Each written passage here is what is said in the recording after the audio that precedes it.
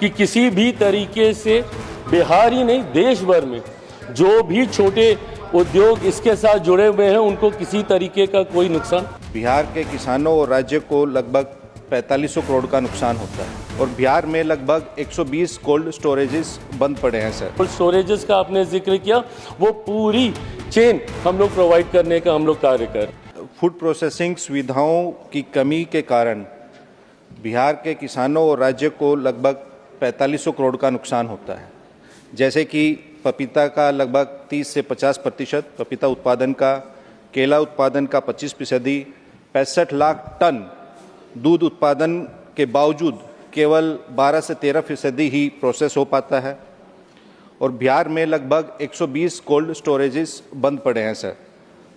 मैं पूछना चाहता हूं कि क्या मंत्रालय बिहार में फूड प्रोसेसिंग ढांचे को मजबूत करने और नई यूनिट्स की स्थापना के लिए किसी विशेष पहल पर विचार कर रहा है क्या? सर, मैं आपके माध्यम से माननीय सदस्य को ये बताना चाहता हूं कि जिस योजना की चर्चा हम लोग कर रहे हैं, पीएमएफएमई स्कीम, उसका सबसे ज़्यादा लाभ बिहार राज्य को ही मिला है। सबसे ज़्यादा बेनिफिशरीज इस योजना के बिहार राज्य को ही मिले हैं। इस योजना में, जैसा एमओएस साहब भी इसका जिक्र कर रहे थे, कि छोटे उद्यमियों को एक व्यवसाय स्थापित करने का व्यवस्था इसमें हम लोग प्रोवाइड करने का प्रयास करते हैं। गांव देहात से आने वाले छोटे छोटे गरीब परिवार से आने वाले लोगों को कैसे उद्यमी बनाया जा सके, कैसे उनको एंटरप्रेन्योर बनाया जा सके, इस सोच के साथ इस स्कीम का निर्माण किया गया था।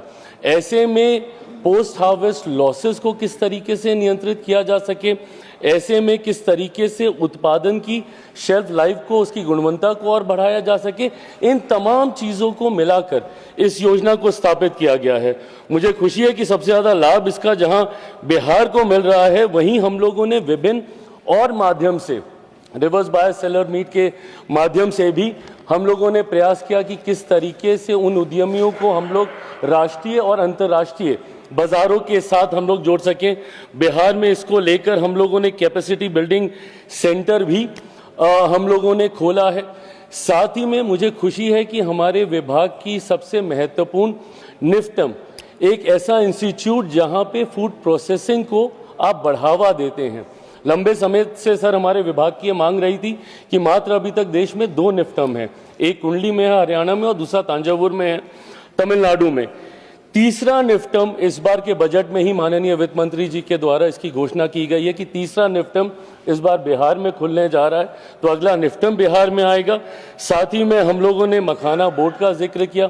सबसे ज़्यादा उत्पादन मखाना का बिहार से ही होता है, तो ऐसे में इस बात को सुनिश्चित किया जा रहा है सर कि किसी भी तरीके से बिहार ही नहीं देश भर में जो भी छोटे उद्योग इसके साथ जुड़े हुए हैं उनको किसी तरीके का कोई नुकसान।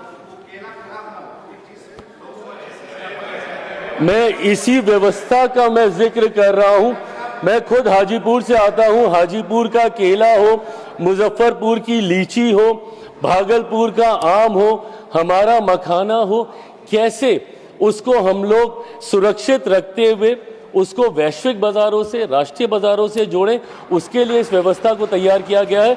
और इसमें सबसे महत्वपूर्ण भूमिका हमारी पीएमएफएमई की स्कीम इसमें निभा रही है। अलग और स्कीमों के माध्यम से भी, प्रधानमंत्री किसान संपदा योजना के माध्यम से भी हम लोग उस व्यवस्था निर्माण का हम लोग प्रयास कर रहे हैं। कोल्ड स्टोरेजेस का आपने जिक्र किया, वो पूरी चेन हम लोग प्रोवाइड करने का हम लोग कार्य कर रहे हैं।